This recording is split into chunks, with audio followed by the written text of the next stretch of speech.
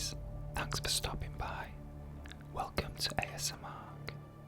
Let's find a quiet spot, get your headphones in, and together we'll dive into a world of whispers and chills. Back in 2017, I volunteered once a week at a community centre in the town where I grew up. It was the kind of place that hosted everything from toddler playgroups to bingo nights to grief counselling, depending on the day and the room you booked.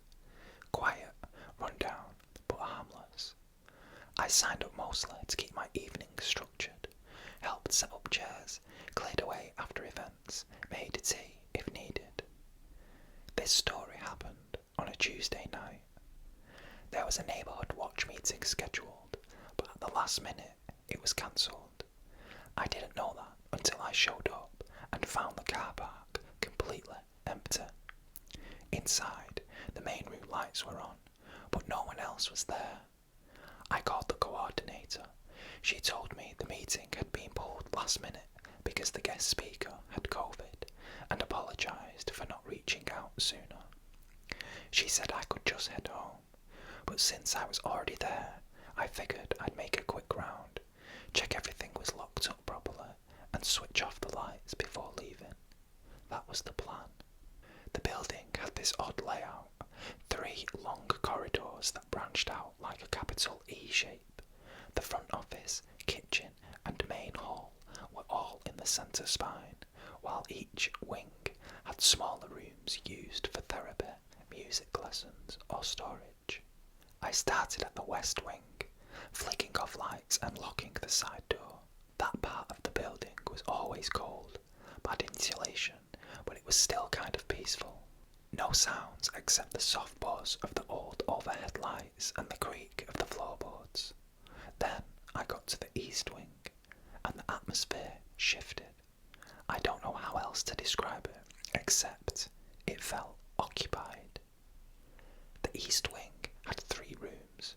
2 were small meeting spaces, and the last was a narrow storage room with old foldable tables, plastic chairs, and event banners. As I walked in, I immediately noticed the 3rd door was slightly open. That stood out. We always left the storage room locked, and I knew I hadn't touched it. I called out, "Hello, anyone still here?" No answer. I walked over slowly and pushed the door open. The light inside was already on, and there was someone sitting in the corner facing the wall. They didn't turn to look at me when I opened the door. They were crouched low, maybe kneeling, head slightly tilted downward, wearing a pale hoodie with the hood up. No movement, no sound, just sitting there in the corner, like they were waiting for something. I couldn't make sense of it. I froze in the doorway and said again, more firmly this time, "Excuse me, are you supposed to be here?" Still no response. I stepped back and pulled out my phone. No signal, typical for that part of the building. I turned back to the figure and said, "Look, you can't be in here. This is a locked room. I need you to come out." Nothing. Just this awful stillness. Then they moved, but only just. Their hands slowly reached up and pressed against the wall in front of them. Not flat, more like they were feeling for something. And I remember their fingers locked, wrong, like they were bent too far backward. At that point, I was done. I left the door half open and speed walked back to the main entrance. I didn't hear footsteps behind me, no running, no sound at all. I waited by the door for maybe 2 minutes, heart racing, telling myself it had to be a squatter or some local teenager pulling a prank. Eventually, I went to the office to use the landline and called the site manager. Told her I thought someone had broken in. She said calmly, "Stay outside, I'll come down." She arrived 20 minutes later with her husband. We unlocked the building together and went straight to the east wing. The storage room door was now fully shut. She tried the handle, still locked. We unlocked it and looked inside. Nobody. disturbed, lights off, cold as hell. She asked me to describe the person I saw. I gave the details, the crouched posture, the hoodie, the fingers. She didn't say much, just nodded slowly and said something like, "That lines up."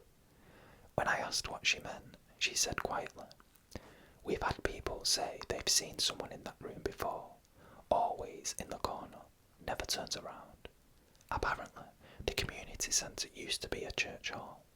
The storage room was once a tiny vestry, and before it was converted, someone had been found in that very spot years ago.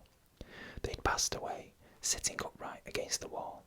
Some drifter, probably homeless, no ID. No one ever claimed the body. After the building was renovated, strange reports started coming in. Always the same. Someone seen crouching in the corner, quiet, still, never facing the door.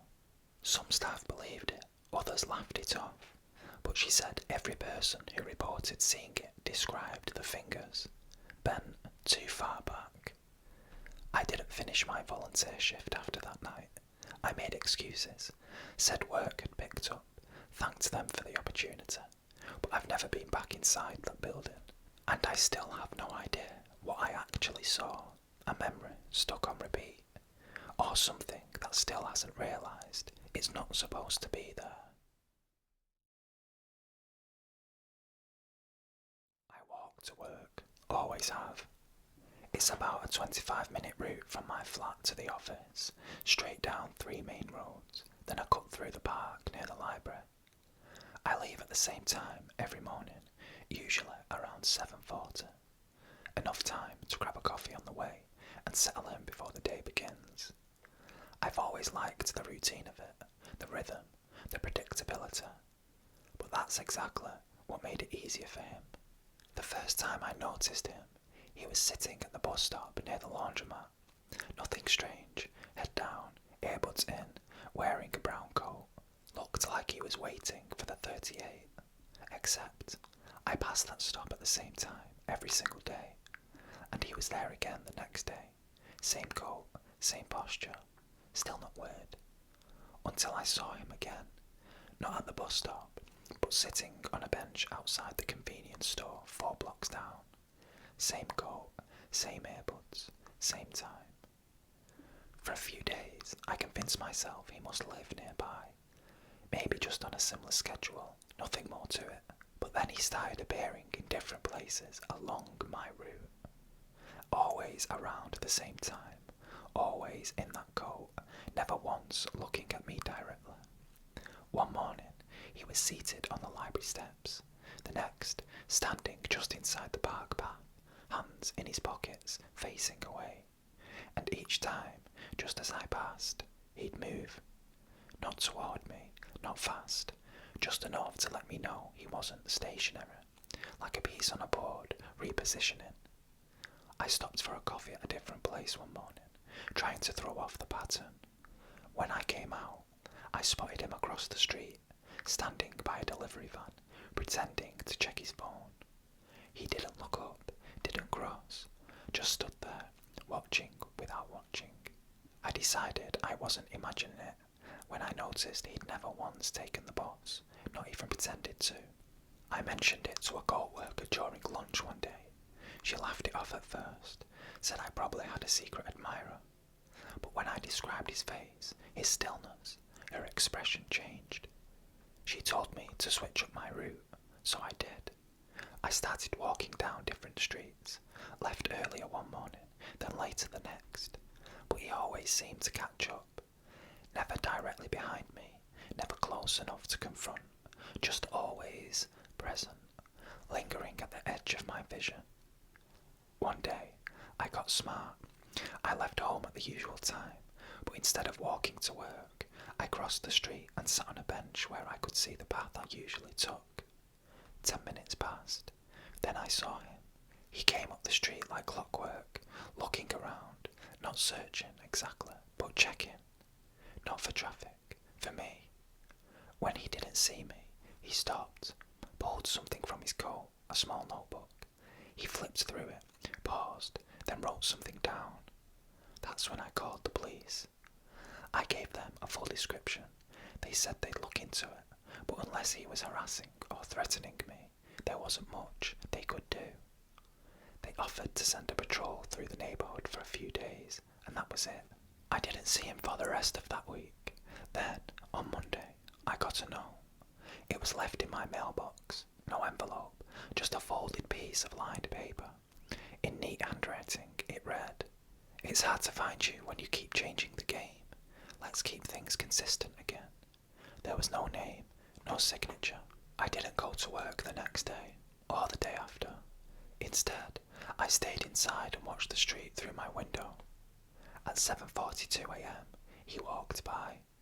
Didn't look at the house, didn't pause, just passed by, then stopped at the end of the street and turned around. I closed the blinds. I eventually moved offices, started taking public transit and changed my schedule entirely. I haven't seen him since, but I kept the note. Sometimes I wonder what he'd written in that notebook. If it had times, landmarks, notes about my coffee order. How long had he been watching before I even noticed? And what was supposed to happen once the game stopped being fun? About 3 years ago, I moved into a semi-detached house on a dead-end street just outside of Oxford. It was quiet, mostly older couples and families, the kind of place where people still wave when they drive past. I was renting the place solo, mid-30s, working from home, and frankly, just wanted something peaceful. And for a few months, it was. Nothing strange, nothing worth remembering, until the man at number 46 moved in. That house had been empty for a while, at least since I moved in. Curtains always drawn, the sale sign never changed, but one Thursday morning in spring, I noticed a van out front. No company name on the side, no movers, just a plain grey van. By the time I came back from grabbing groceries, the van was gone, and the for sale sign had been removed. I didn't think much of it. People move in quietly all the time. But by the end of the week, something about number 46 started to feel off. For starters, I never saw anyone come or go. No one. Not during the day, not at night. No lights ever turned on upstairs, and the bins never put out. But sometimes, late at night, I'd look out the front window and see that the porch light was on. Just a dull amber glow. Always between 2 and 3 a.m. And it was always off again by sunrise. I finally asked one of my neighbours, Mrs. Draco, if she'd met the new tenant. She just gave me this sort of puzzled smile and said, "Oh, I don't think anyone's moved in yet." I mentioned the van and the porch light, and she looked hesitant. "Well," she said after a pause, "if someone has moved in, they're very quiet, aren't they?" That was it. No further curiosity, no theories. She moved the conversation along like I'd asked something awkward. It stuck with me. One night, I couldn't sleep, so I made tea and sat in the dark by the front window. I didn't expect to see anything, just habit, I guess. Around 2:30 a.m, the porch light at number 46 flicked on, and then someone stepped outside. Tall, male I think, wearing what looked like a dark coat or maybe just shadowed clothes. But what got me was the way he moved, stiff, deliberate, like he was trying to imitate normal walking, but didn't quite understand it. He didn't glance around, didn't look up, just stood at the end of the drive for a few seconds, facing the street like he was waiting for something. And then he turned, walked back inside, and the porch light clicked off. I tried telling myself he was just a night owl, maybe worked odd hours, maybe just liked the quiet. But every time I tried to get a better look, I felt watched. Not in the paranoid sense, more like I was being waited on. The next night, same thing. Porch light at 2:17 a.m. Man steps out, stands there for a bit, goes back in.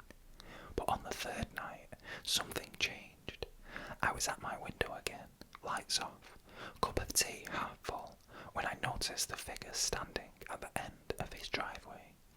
Only this time, he wasn't facing the road. He was facing me. I didn't move, barely breathed. He stood there for maybe a minute, still as a post, and then slowly lifted his hand and waved. Not a normal wave, just a slow left to right motion, like he was acknowledging me, not greeting me. Then he turned and went back inside. The light went off, and that was the first night I had trouble sleeping in that house. A few days later, I knocked on the door at number 46 during the day. Just once, no answer. I even tried the side gate. It was padlocked. The front windows had laced curtains, but they were yellowed with age and drawn tight. I don't think they'd been open in years.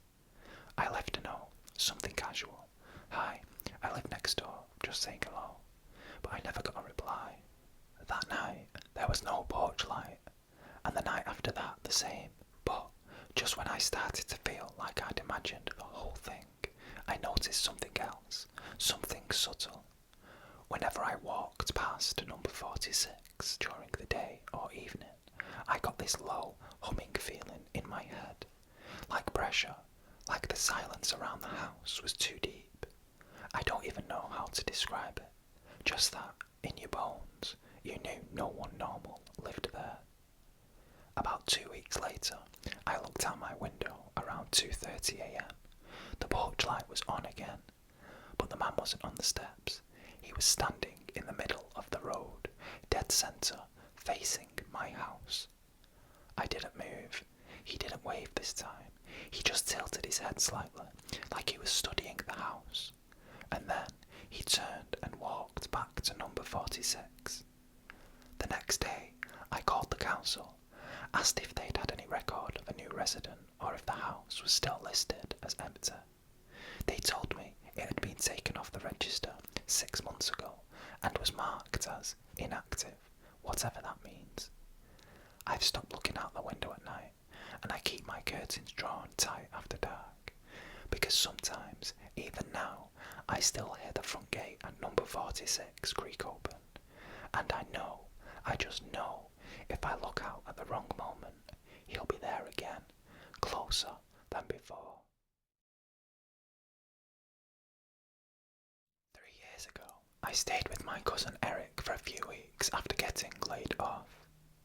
He had a place way out in the countryside, 10 acres of overgrown fields, a sagging farmhouse, and an old shed that had half collapsed under the weight of time. He didn't mind me crashing, said the company would be good. Eric was laid back, lived simply, and barely used half the house. He spent most of his time in his garden or tinkering with his truck. The land had been in his family for decades, passed down through a few generations, though he admitted no one had really wanted it. Said it always felt like the kind of property people inherited, lived in just long enough to justify selling it, then offloaded it to the next person. He was the first one to try settle there long term. I asked him once why he didn't just move. He shrugged and said, "Something keeps me here." Then he laughed, not in a creepy way. I just feel responsible for it. The weirdness started on my third night. We were outside on the porch, talking about nothing much, when I noticed this strange grey haze drifting through the lower field. Not fog, not smoke exactly, but something in between. It moved slowly, hugging the ground like it was searching. I pointed it out, and Eric didn't even look, just said, "Yeah, it does that sometimes." When I asked what did that, he shrugged. "The field, I guess." That was his answer for everything weird around the property. It's just the land. Next day, I walked out into the fields around sunset. I'd brought a beer, no real purpose, just wanted to stretch my legs. There was a faint hum in the air, like electricity before a storm. I stopped about halfway down the slope, near a break in the fence line, and noticed the air smelled different. Not bad, just old, like basement stone and burnt wood. Then I heard a low crackling sound, like dry leaves being stepped on. There was no one around. I turned toward the woods at the edge of the property and saw the same strange haze, grey and low, pooling at the base of the trees. It wasn't drifting, it was rising. I backed off and returned to the house. Eric was inside, barefoot in the kitchen, stirring something on the stove like nothing was wrong. I asked him about the smoke again, and this time he finally gave me more than a shrug. He said when he first moved in, it showed up a few times a year, always in late spring, usually around dusk. Then, a few years ago, it started coming more often. Sometimes I think it's the house, sometimes the land, but mostly, he paused, then said, mostly it happens when someone new's staying here. I asked what it wanted. He just looked tired. No one knows, but people used to say it remembers things. That night, I had the kind of dream that doesn't feel like a dream. I was back in the field, standing exactly where I'd been before. Only now it was night time. The sky was a flat charcoal grey, no moon, no stars. The field felt too quiet, no wind, no insects, nothing. Then I saw shapes inside the fog, not clear enough to name, but moving. Some hunched low, dragging something behind them. Others stood completely still, like they'd been there for hours. One turned and looked at me. I couldn't see a face, only a vague oval of pale, scorched-looking flesh. Its mouth hung open, far too wide. I woke up gasping, drenched in sweat, ears ringing. From the window, I could see the smoke again, thicker this time, stretching all the way across the field, pulsing like it was alive. I told Eric I was thinking about leaving early. He didn't try to convince me to stay. He said, it's worse for people who don't have roots here. The land knows who doesn't belong. I asked if anything had ever come inside the house. He didn't answer right away. Then he said, only once. I made sure it never did it again. Before I left, I asked him one last time what he thought it really was. He told me about a story his grandfather used to tell, that the land used to be part of a much larger tract, some failed commune or settlement that went bust in the 1800s. Supposedly, there was a fire, a big one, took out the original homestead. People died, but what was strange was that no one could agree on who died. There were no proper records, just stories about people disappearing into the fields, about seeing smoke where there shouldn't be any, hearing voices whispering names long dead. Eric said his grandfather believed something from that time still wandered the land. Not a ghost, not a spirit, just memory given form. Some places don't forget, he said, even when you want them to. I haven't seen Eric in over a year now. We talk sometimes, but he's vague, says things are about the same. Last week, I saw a message pop up on Facebook from his account. It just said, still watching the smoke. It knows you too. I tried calling. The number's dead. I used to go hiking every other weekend. It was my way of disconnecting from work, screens, traffic, all of it. I'd leave early in the morning, drive out to whatever trail I hadn't hit yet, and just disappear into the woods for a few hours. I liked it better when the trails were empty. No joggers, no couples with Bluetooth speakers hanging off their backpacks. Just me, the path, and whatever silence the trees had to offer. There was one trail I kept returning to, part of a defunct skate park that never really took off. It was rarely maintained, not on any major map, and didn't get much foot traffic. The whole thing looped through a dense forest, crossed a few streams, and circled on an old fire lookout tower that hadn't been used in decades. The tower's what drew me in. I liked how forgotten it felt. I'd hike up to it, eat lunch at the base, then head back before dark. That was my routine, until the time I saw the light. It was fall, one of those brisk October mornings where everything smells like earth and smoke. I parked my car in the gravel pull-off like always and started the loop, planning to be back before sunset. About an hour in, I was nearing the tower when I noticed something strange. A lantern light ahead of me, faint but distinct, moving through the trees. It wasn't flickering like a fire. It had that steady, muted glow of an oil lamp, pale orange, not LED. At first, I figured it was another hiker, maybe someone camping nearby or heading toward the tower. But then it moved off the trail. I stopped and watched. The light floated between the trees, low to the ground, weaving silently like someone walking without making a sound. No rustling, no branches snapping, no footsteps. And it didn't bounce like someone holding it. It just drifted. I followed it, not far, just a few steps off the path. As I moved closer, I heard something. Not words, not footsteps, just this faint metallic clinking, like chains swaying in the wind. Then the light disappeared behind a thicket of brush. I pushed through, and there was nothing. No person, no lantern, no sound. Only the smell of something sharp and chemical, almost like scorched copper. I stood there for a while, listening. Nothing but wind. Eventually, I went back to the trail and continued toward the tower, trying to brush it off. Probably some trick of the light, or someone messing around. But when I got to the tower, I saw it again. The lantern. This time it was under the tower. Not held, not placed, just floating there, barely off the ground. And then it began to move toward the base of the stairs. I watched it glide underneath the wooden supports and vanish into the darkness below. I didn't follow. That night I couldn't sleep thinking about it. I told myself I'd imagined it, light through the trees, some optical illusion. But 3 nights later, I found something odd in my backpack. A piece of torn cloth, off-white, rough like canvas, smelled like kerosene. I hadn't packed it, I hadn't seen it before, and I hadn't opened my hiking bag since the trip. A week later, I went back. I wanted to prove to myself there was nothing out there. I reached the tower around noon.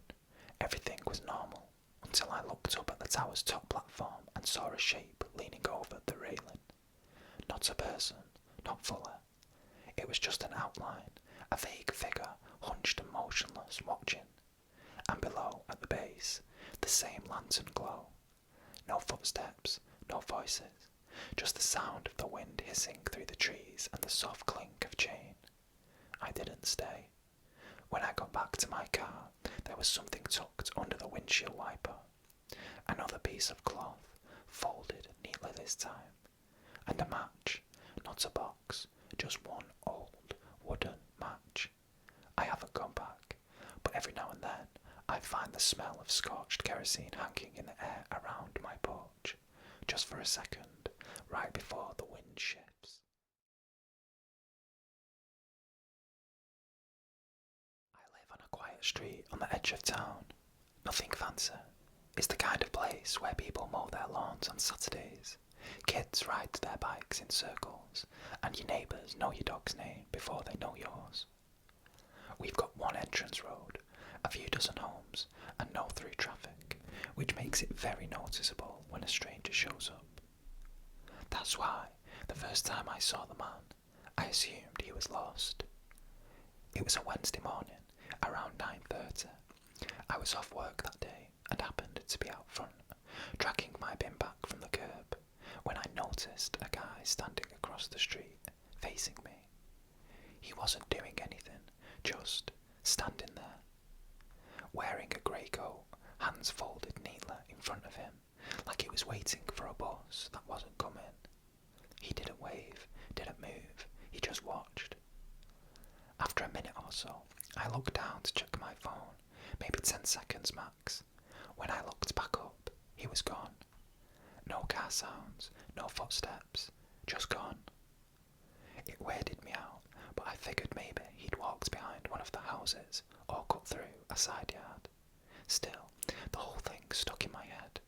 Something about how still he was, the posture, the way he held his hands, folded like in a church pew. 2 days later, I saw him again.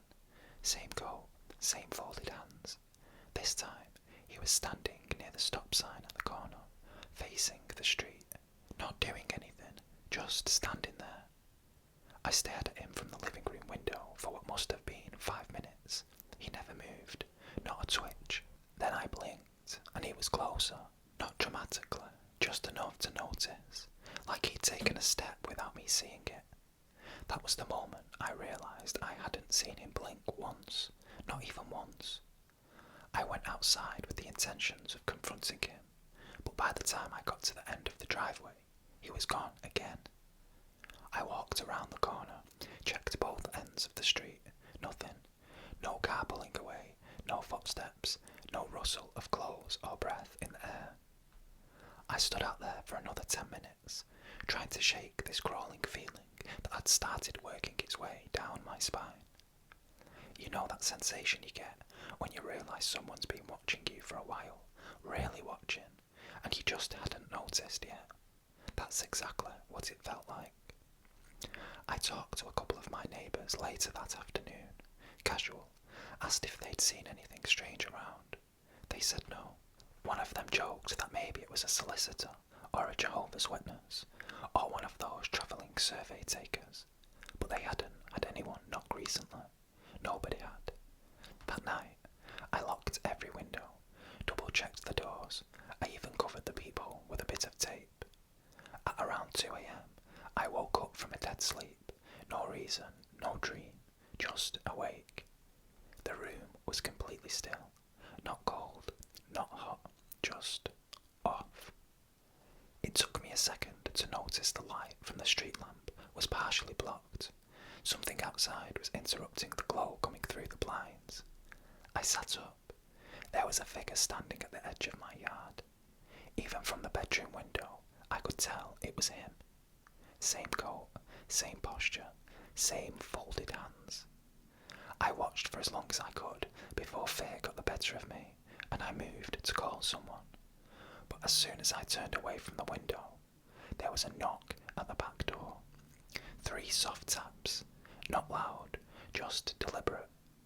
I didn't move, didn't make a sound, just stood there in the dark, waiting. Nothing else came, no more knocks, no footsteps walking away. I stayed up until sunrise.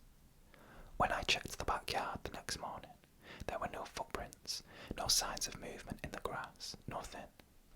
The neighbour's Ring camera didn't catch anything either. But I know what I saw, I know what I heard, and it didn't stop there. Over the next few days, I saw him again and again, always in the distance, always still, always watching.